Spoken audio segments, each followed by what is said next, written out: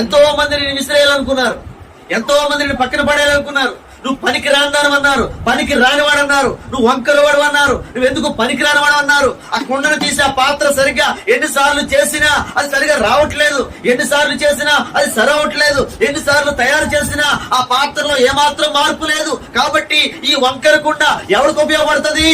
ఇది పని చేయదు, దీని వల్ల ఏం ఉపయోగం లేదని పక్కన పడేలేదు నా తండ్రి. దేవునికి స్తోత్రం. నీ ఇంట్లో వాళ్ళు, నీ బంధువులు, నీ స్నేహితులు, నీ కుటుంబ సభ్యులు, ఇరుగు పొరుగు వారు నిన్నందరూ కూడా తక్కువ చేసి మాట్లాడినా యేసయ్య మాత్రం ఏం చేశాడు? నిన్ను సారెపై ఉంచాడు. దేవునికి స్తోత్రం.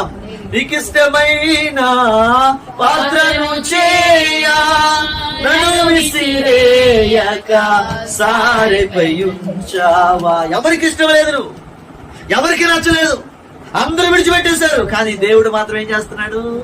ఇష్టమైన పాత్రగా ఆ ఇరిగిపోయి నలిగిపోయి వంకరగా ఉన్న ఆ పాత్రను తీసుకొచ్చి మళ్ళీ ఎక్కడ పెట్టాడు?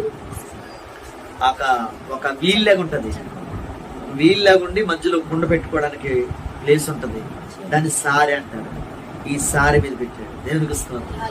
ఇప్పుడు స్టార్ట్ చేస్తున్నాడు. అమ్మా, నిన్నందరూ కూడా విక్రించారా? అందరూ కూడా నిన్ను వంకరదాని అన్నారా? అందరూ నిన్ను వంకరవాడు అన్నారా? ఎందుకు పనికి రానివాడు అన్నారా? నీ తల్లిదండ్రులే అన్నారా? నీ కుటుంబ సభ్యులే అన్నారా? నీ యొక్క బంధుమిత్రులే అన్నారా? అందరూ నిన్ను పనికి రాని వాడవి అన్నారా?